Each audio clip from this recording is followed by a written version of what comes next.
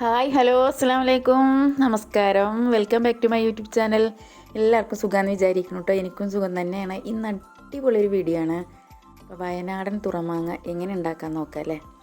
ഇന്ന് കുറച്ച് മാങ്ങ കിട്ടിയിട്ടുണ്ട്. ഇത് നമ്മളെ കോമാങ്ങ വെച്ചിട്ടാണ് കേട്ടോ ഇത് ഉണ്ടാക്കിയെടുക്കുന്നത്. കോമാങ്ങയാണ് കൂടുതൽ ടേസ്റ്റ് ഉണ്ടാവുക. അപ്പോൾ അതിനുവേണ്ടി കുറച്ച് കോമാങ്ങ കിട്ടിയിട്ടുണ്ട്. അതൊന്ന് കഴുകി വൃത്തിയാക്കി എടുക്കുകയാണ്. അതൊന്ന് കട്ട് ചെയ്തിട്ട് നമ്മളതിൻ്റെ ഉള്ളിലത്തെയൊക്കെ കളഞ്ഞിട്ടുണ്ട് കേട്ടോ. രണ്ട് ഭാഗത്ത് ഓരോ പീസുകളാക്കി എടുക്കുകയാണ്.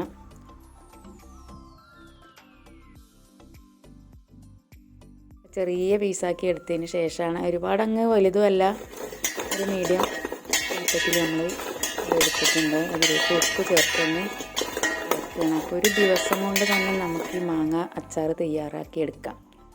വെയിലത്തിടുക, മഴക്കാലമൊക്കെ ആണെങ്കിലും വെയിലത്തിടേണ്ട ആവശ്യമൊന്നുമില്ല. പിന്നെ ഇത് വാട്ടേണ്ട ആവശ്യം നമുക്ക് വരുന്നില്ല. അടുപ്പ് നന്നായി ചൂടായി കിടക്കുകയാണ്. നമ്മൾ ചോറൊക്കെ വെന്ത അടുപ്പ്, അതിൻ്റെ മുകളിലൊരു പാത്രം വെച്ചിട്ട് ഇതൊന്ന് നിരത്തി കൊടുക്കുകയാണ്. അപ്പോൾ ഓരോ അരമണിക്കൂറും സമയം വരുമ്പോഴും നമ്മൾ ഇളക്കി കൊടുക്കണം. ആദ്യത്തെ ടൈമിൽ നമ്മളൊരു 10 മിനിറ്റ് കൊണ്ട് തന്നെ നമ്മൾ ഇളക്കി കൊടുക്കുന്നുണ്ട്. വാട്ടേണ്ട ആവശ്യമൊന്നുമില്ല. വാട്ടിയ പോലെ തന്നെ നന്നായി ചൂടായി വരുന്നുണ്ട്. ഒന്ന് ഇളക്കി കൊടുക്കുക മാത്രം ചെയ്ത് കൊടുത്താൽ മതി.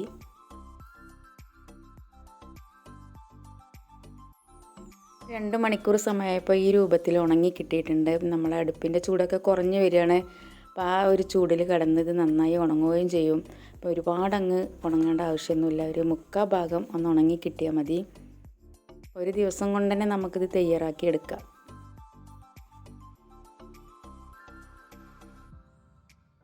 രണ്ട് മൂന്ന് ദിവസമൊക്കെ വെയിലത്തിട്ടിട്ടാണ് ഇത് ഉണ്ടാക്കാറ്. പക്ഷെ അതിൻ്റെ ഒന്നും ആവശ്യം നമുക്ക് വരുന്നില്ല. ഒറ്റ ദിവസം കൊണ്ട് തന്നെ നമ്മൾ അച്ചാർ റെഡിയാക്കി എടുക്കാം. അങ്ങനെ വയനാടൻ തുറമാങ്ങ എന്ന് പറഞ്ഞാൽ അത്രയും ടേസ്റ്റാണിത്. അതുപോലെ തന്നെ ഇത് 2 വർഷം ഒക്കെ കേടുകൂടാതെ നമുക്ക് സൂക്ഷിച്ച് വെക്കുകയും ചെയ്യാം.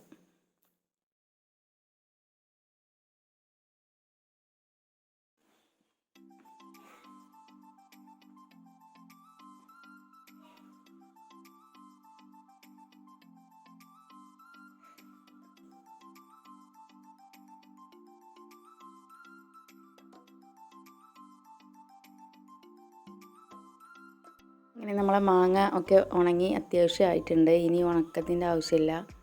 പിന്നെ അതിലേക്കുള്ള ചേരുവകൾ എന്തെല്ലാം നോക്കാം. ഉലുവയും കുരുമുളക്, വലിയ ജീരകം, ചെറിയ ജീരകം, കടുക്, ഇതെല്ലാമാണ് നമ്മൾ ഇതിലേക്ക് എടുക്കേണ്ടത്. ഉലുവ ഒന്ന് വറുത്തെടുക്കുകയാണ്. അതിന് ശേഷം നമ്മളതിലേക്ക് കുരുമുളകും ചെറിയ ജീരകം, വലിയ ജീരകം ഇട്ട് കൊടുക്കുന്നുണ്ട്. അതൊന്ന് ഇളക്കിയതിന് ശേഷം, കുറച്ചായതിന് ശേഷം നമ്മളതിലേക്ക് പച്ചമുളക് ഇട്ട് കൊടുക്കുകയാണ്. നന്നായി പൊട്ടുന്നുണ്ട്.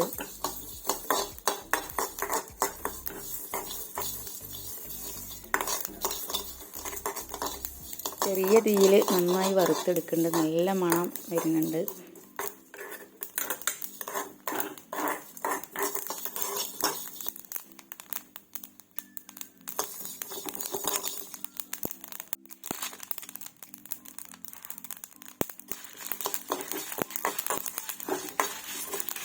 നമ്മളെ ഉലുവയും കടുകും ഒരുവിധം ആയതിന് ശേഷം വറ്റൽമുളക് ഇട്ട് കൊടുക്കുകയാണ്. അതിന് ശേഷം അതിലേക്ക് കടുകും ഇട്ട് കൊടുക്കുന്നുണ്ട്.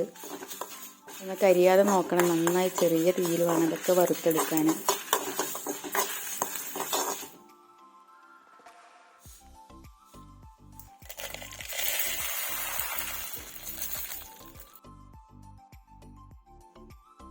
നമ്മളെ വറുവൊക്കെ ശരിയായിട്ടുണ്ട്. അതിന് ശേഷം ഇതൊന്ന് മിക്സിയിലിട്ട് നന്നായി ഒന്ന് പൊടിച്ചെടുക്കണം.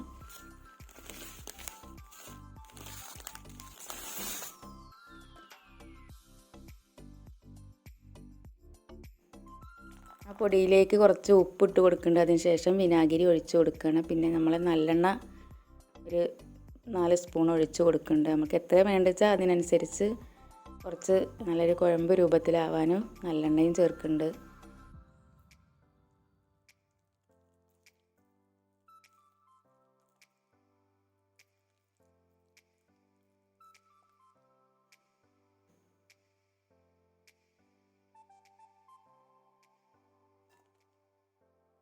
അതിലേക്ക് നമ്മൾ മാങ്ങ ഇട്ട് കൊടുക്കുകയാണ്. നന്നായി കൈ കൊണ്ട് തന്നെ എല്ലാ ഭാഗത്തും എത്തുന്ന രൂപത്തിലൊന്ന് ഞെരടി കൊടുക്കണം. നന്നായി ഉണങ്ങിയതാണല്ലോ, അപ്പോൾ കുഴപ്പമൊന്നുമില്ല. നന്നായി കൈ കൊണ്ട് തന്നെ നമുക്ക് ശരിയാക്കി എടുക്കുക.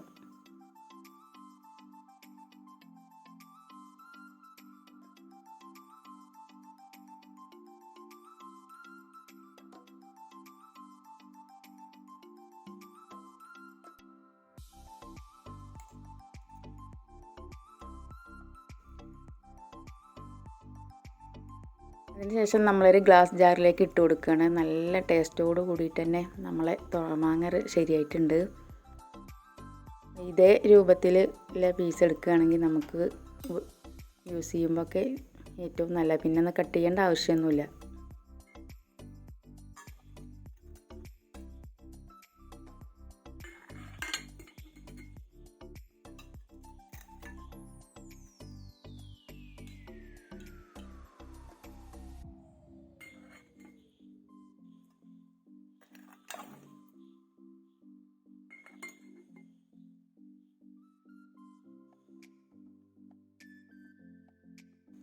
വീഡിയോ ഇഷ്ടപ്പെട്ടാൽ ലൈക്ക് ചെയ്യാനും ഷെയർ ചെയ്യാനൊന്നും മറന്നു പോലെ. ഫ്രണ്ട്സുകൾക്ക് ഷെയർ ചെയ്ത് സപ്പോർട്ട് ചെയ്യണം കേട്ടോ.